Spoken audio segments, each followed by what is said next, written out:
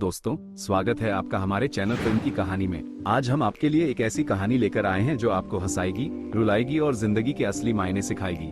दोस्तों, जिंदगी जब इम्तिहान लेती है तो वो सबसे मुश्किल सवाल ही पूछती है। सोचिए, क्या कोई अपनी जान बचाने के लिए किसी मरने वाले इंसान से शादी कर सकता है? क्या कोई इतना बेबस हो सकता है कि उसे अपनी जिंदगी के लिए किसी की मौत का इंतजार करना पड़े?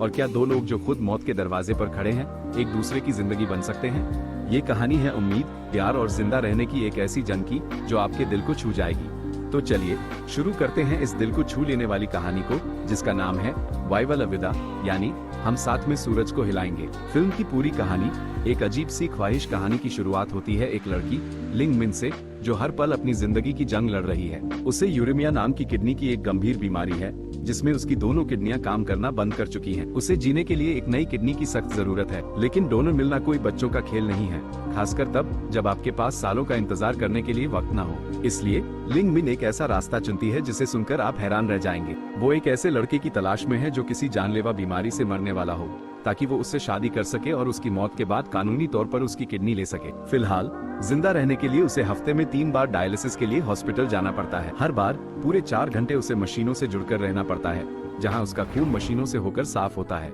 यह उसके लिए ऑफिस जाने जैसा बन गया था। सुई का चुभना, दवाइयां लेना और फिर 4 घंटे तक बिना हिले डुले उस बिस्तर पर पड़े रहना, ये उसकी जिंदगी का हिस्सा बन चुका था। इस दौरान उसे भयानक तकलीफें होती थी।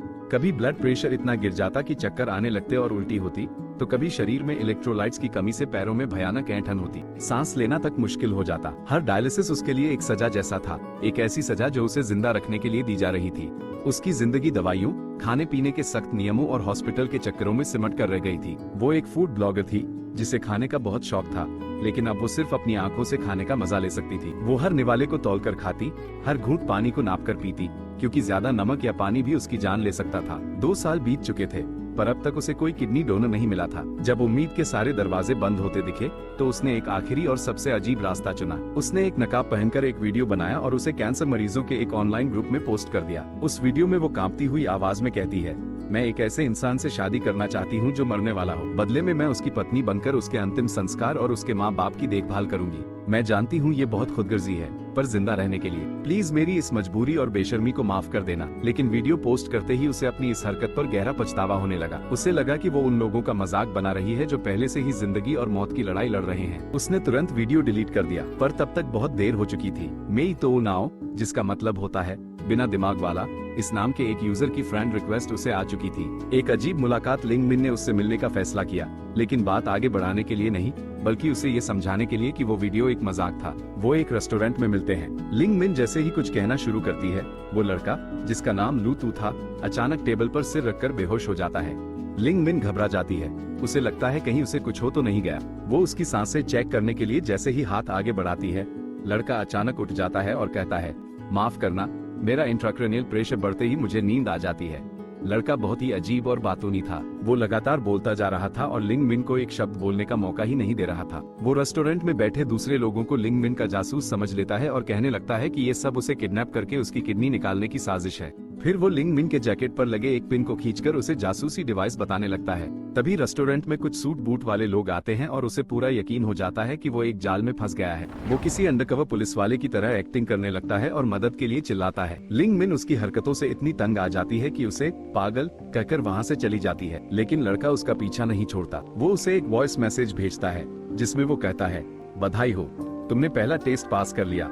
लड़की गुस्से में उसे इडियट लिखकर ब्लॉक कर देती है, पर वो उसे ढूंढते हुए उसके डायलिसिस सेंटर तक पहुंच जाता है। लिंग मिन उसे फिर समझाने की कोशिश करती है, लेकिन लू तू को लगता है कि ये सब उसका टेस्ट लेने का एक तरीका है। वो कहता है, तुम भी मेरा टेस्ट ले रही हो ना? तुम्हें भी डर है कि मैं कहीं ऑर्गन बेचने वाला तो नहीं? लिंग मिन को समझ नहीं आता कि वो इस आदमी से कैसे निपटे। एक पागल साया इसके बाद लू तू एक साय की तरह हर जगह लिंग मिन का पीछा करने लगता है। वो एक छोटी सी डायरी में उसकी हर हरकत को नोट करता है। वो कब घर से निकलती है, क्या खाती है, किससे मिलती है। वो सुपरमार्केट में उसके पीछे पीछे घूमता है, हॉस्पिटल के बाहर अजीबोगरीब हरकतें करता है, यहाँ तक कि जब वो अपनी दोस्त के साथ शादी की ड्रेस खरीदने जाती है, तभी वो बाहर से उसे घूरता रहता है। धीरे धीरे लिंग मिन को उसकी इस अजीब मौजूदगी की आदत हो जाती है। जो लड़की हमेशा अकेला महसूस करती थी, अब उसे लगने लगा था कि कोई है जो हर पल उस पर ध्यान दे रहा है। वो उससे बातें करने लगती है, उसकी डायरी में लिखी गलतियों को सुधारती है और उसकी बचकानी बातों पर हंसने लगती है। कुछ दिनों की जासूसी के बाद लू तू अपनी रिपोर्ट लिंग मिन के दरवाजे पर चिपका देता है। जिसमें लिखा होता है टेस्ट पास। गुस्सा थोड़ा ज्यादा है पर दिल की बुरी नहीं है। कहानी में मोड़ तब आता है जब लिंग मिन का मकान मालिक उसे घर खाली करने के लिए कहता है क्योंकि उसे घर बेचना था। ये घर हॉस्पिटल के पास था, इसलिए लिंग मिन के लिए बहुत जरूरी था। वो रियल एस्टेट एजेंट से भिड़ जाती है और भीड़ के सामने अपनी बेबसी जाहिर करती है। वो रोते हुए चिल्लाती है, क्या एक बीमार इंसान होना गुनाह है? ये घर मेरी जिंदगी और मौत का सवाल है। अगर मुझे कुछ हो गया तो एम्बुलेंस मुझे मरने से पहले हॉस्पिटल ले जा सकती है। मैं बस जिंदा रहना चाहती हूँ। उसकी हालत देखकर एजेंट उसे वादा करता है कि वो उसे उसी इलाके में दूसरा घर दिलवाएगा। इस झगड़े के बाद लिंग मिन का ब्लड शुगर लो हो जाता है और उसे चक्कर आने लगते हैं। लू तू फौरन उसके लिए खाने पीने का सामान ले आता है। पहली बार लिंग मिन उसे दिल से शुक्रिया कहती है। सच्चाई का सामना उसका बदला हुआ रवैया देखकर लू तू उसे अपनी सच्चाई बताता है। वो अपनी मेडिकल रिपोर्ट्स दिखाता है। उसे ग्रेड -4 ब्रेन ट्यूमर था और उसके पास जीने के लिए बहुत कम समय बचा था। उन दोनों का ब्लड ग्रुप और HLA मैच करता था, जिसका मतलब था कि वो उसे अपनी किडनी दे सकता था। वो कहता है कि मरने के बाद वो अपनी किडनी उसे दे देगा, बस उसे उसके बूढ़े माँ बाप का ख्याल रखना होगा। ये सुनकर लिंग मिन को एहसास होता है कि लू तू बिना दिमाग वाला नहीं बल्कि एक बहुत ही भोला और अच्छा इंसान है। उसे अपनी हरकत पर शर्म आती है और वो उसे पुलिस स्टेशन ले जाती है, ये कहकर कि वो उसका पीछा करता है। पुलिस उन्हें समझाती है कि शादी के 3 साल बाद ही कोई अपना ऑर्गन डोनेट कर सकता है। ये सुनकर लू तू का दिल टूट जाता है, क्योंकि उसे लगा था कि शादी करके वो लिंग मिन की जान बचा सकता है। उस रात के बाद से दोनों के बीच एक अजीब सा रिश्ता बन जाता है।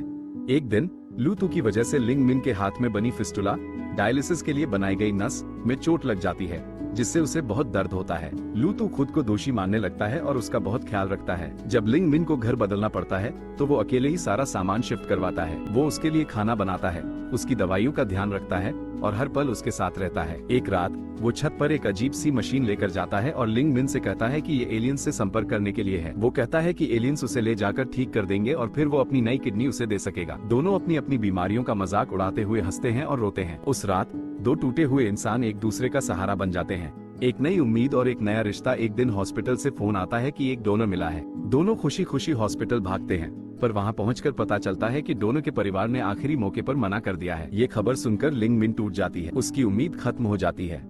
उस रात बस में वापस आते हुए लू तू अचानक उससे कहता है, चलो शादी कर लेते हैं। वो उसे समझाता है कि जिंदगी में उम्मीद कभी नहीं छोड़नी चाहिए। जैसे सूरज हर रोज उगता है, वैसे ही उम्मीद भी हमेशा रहती है। उसकी बातों से लिंग मिन को हिम्मत मिलती है और अगली सुबह वो दोनों बिना किसी को बताए शादी कर लेते हैं। शादी के बाद दोनों एक टूरिस्ट ग्रुप के लंच में घुस जाते हैं और वहाँ मौजूद अजनबियों के सामने अपनी शादी का ऐलान कर देते हैं। वो अजनबी लोग ही उनके मेहमान बन जाते हैं और उन्हें ढेर सारी दुआएं देते हैं। ये उनकी जिंदगी का सबसे खुशनुमा दिन था, लेकिन ये खुशी ज्यादा दिन नहीं टिकती। लिंग मिन का एक्स बॉयफ्रेंड वापस आ जाता है। वो उससे माफी मांगता है और अपने कर्ज चुकाने के लिए पैसे मांगता है।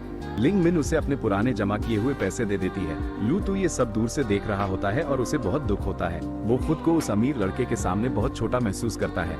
उस रात जब लिंग मिन घर लौटती है तो वो लू तू को अपनी जिंदगी में चुनती है, अपने एक्स को नहीं। वो उसे गले लगा लेती है और उस रात वो दोनों पूरी तरह से एक हो जाते हैं। लेकिन अगली सुबह लू तू गायब हो जाता है। लिंग मिन को बाद में पता चलता है कि लू तू ने अपना इलाज करवाना बंद कर दिया है। वो जानबूझकर मौत को गले लगा रहा है ताकि वो जल्दी मर जाए और अपनी किडनी उसे दे सके। ये जानकर लिंग मिन का दिल टूट जाता है।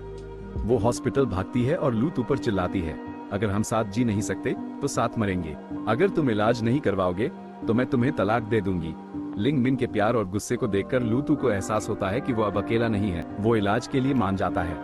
एक दूसरे के लिए जीना। लिंग मिन अब लू तू के इलाज के लिए पैसे जुटाने में लग जाती है। वो एटर्नल फ्लावर, कभी न मुरझाने वाले फूल बनाना सीखती है और उन्हें सड़क पर बेचती है। वो हर फूल के साथ अपनी और लू तू की कहानी का एक कार्ड रखती है। उनकी कहानी लोगों के दिलों को छू जाती है और बहुत से लोग उनकी मदद के लिए आगे आते हैं। जल्द ही वो ऑपरेशन के लिए पैसे जमा कर लेती है। लू तू का ऑपरेशन होता है, लेकिन वो कोमा में चला जाता है। लिंग मिन हार नहीं मानती। वो हर दिन उसके पास बैठकर उसकी लिखी हुई एक चिट्ठी पढ़ती है जो उसने अपने अंतिम संस्कार के लिए लिखी थी। वो उसे बार बार पढ़ती रहती, इस उम्मीद में कि उसकी आवाज उस तक पहुंच रही होगी। और एक दिन चमत्कार होता है, लू तू कोमा से बाहर आ जाता है। कहानी के अंत में दोनों पूरी तरह से ठीक हो जाते हैं। वो एक शानदार शादी करते हैं जिसमें उनके सारे दोस्त और परिवार वाले शामिल होते हैं। ये फिल्म यही खत्म नहीं होती। ये कहानी एक असली कपल लिंग मिन और लू तू की जिंदगी पर आधारित है। असल जिंदगी में भी दोनों गंभीर बीमारियों से जूझ रहे थे। उन्होंने एक दूसरे का साथ दिया, मुश्किलों का सामना किया और आज वो दोनों एक साथ एक खुशहाल जिंदगी जी रहे हैं। उनकी कहानी हमें ये सिखाती है कि जिंदगी कितनी भी मुश्किल क्यों न हो, उम्मीद और प्यार से हर मुश्किल को पार किया जा सकता है। तो दोस्तों, ये थी आज की फिल्म वाई वाला विदा। ये कहानी हमें सिखाती है कि जिंदा रहना ही सबसे बड़ी खुशी है, और जब तक आप हार नहीं मानते, एक दिन खुशी आपको जरूर मिलेगी। ये फिल्म उन लोगों के लिए एक प्रेरणा है जो जिंदगी की मुश्किलों से लड़ रहे हैं। ये हमें बताती है कि कभी कभी सबसे अजीब रास्तों पर ही हमें सच्चा प्यार और जीने की वजह मिल जाती है। आपको ये कहानी कैसी लगी, हमें कमेंट सेक्शन में जरूर बताइए। अगर आपको हमारा वीडियो पसंद आया हो तो इसे लाइक करें, अपने दोस्तों के साथ शेयर करें और हमारे चैनल फिल्म की कहानी को सब्सक्राइब करना ना भूलें। मिलते हैं अगली वीडियो में एक और नई और दिलचस्प कहानी के साथ। तब तक के लिए अपना ख्याल रखें।